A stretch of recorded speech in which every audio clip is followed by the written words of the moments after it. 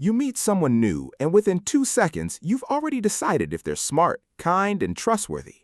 You didn't ask them a single question. You just looked at their face.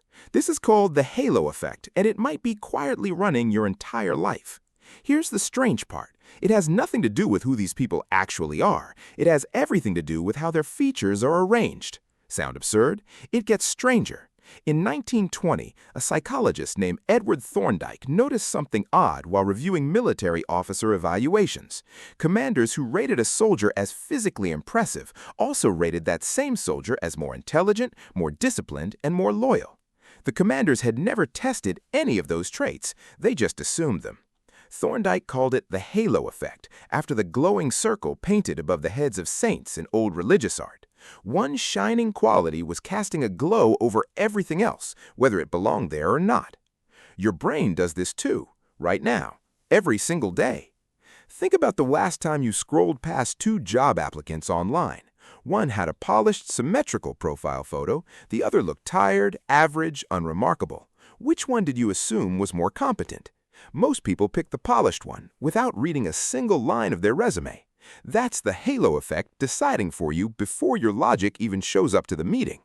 In 1972, researchers Karen Dion, Ellen Burscheid, and Elaine Walster ran an experiment that confirmed just how deep this goes. They showed participants photographs of people rated as attractive, average, or unattractive. Then they asked the participants to guess each person's personality, career success, and even future happiness. The attractive faces were rated as more sociable, more successful, more likely to have a fulfilling marriage. None of that information was in the photo. It was in the viewer's mind. The researchers called this the "what is beautiful is good" stereotype. Beauty wasn't just admired, it was quietly translated into competence, morality, and worth.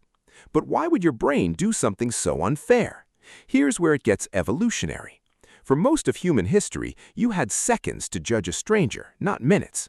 Is this person dangerous? Is this person healthy? Is this person worth trusting with food, shelter, or your children? Symmetrical faces and clear skin were once rough signals of good genes and low disease. Your ancestors who trusted those signals fast, without overthinking, sometimes survived encounters that killed the ones who hesitated. So evolution rewarded fast judgment over accurate judgment. Speed mattered more than truth. That shortcut never left you. It just moved from the savannah into the group chat. Psychologists Richard Nisbett and Timothy Wilson pushed this even further in 1977. They had students watch a video of a college instructor answering questions in two different styles, one warm and friendly, one cold and distant. Then the students rated the instructor's appearance, mannerisms, and even accent. Here's the unsettling part. Students who saw the warm version rated the instructor as more physically attractive than students who saw the cold version. It was the exact same person, the exact same face, only the personality had changed, and somehow that changed what the students believed their eyes were showing them. Nisbett and Wilson called this an illusion of insight.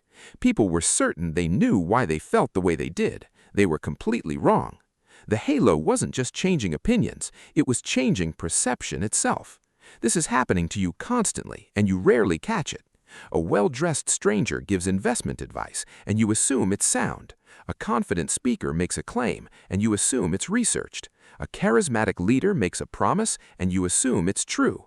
None of those things, confidence, clothing, charisma, actually prove competence, but your brain treats them as if they do.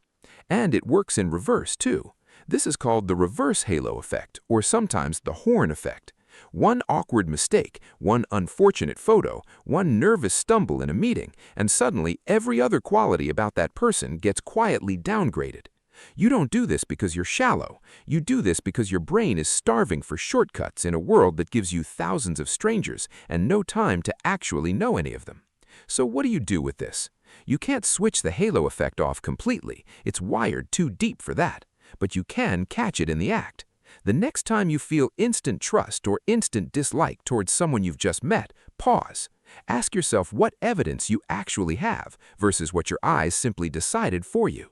Ask whether you're judging their competence or just their symmetry. Ask whether you're judging their honesty or just their smile. Because somewhere between the meeting and the memory, your brain quietly paints a halo over people who never asked for one and hands you a verdict you never actually earned. So think again about that person you just met, the one you decided you could trust within 2 seconds. You never asked them a single real question. You just looked at their face and let a 100,000-year-old shortcut answer for you.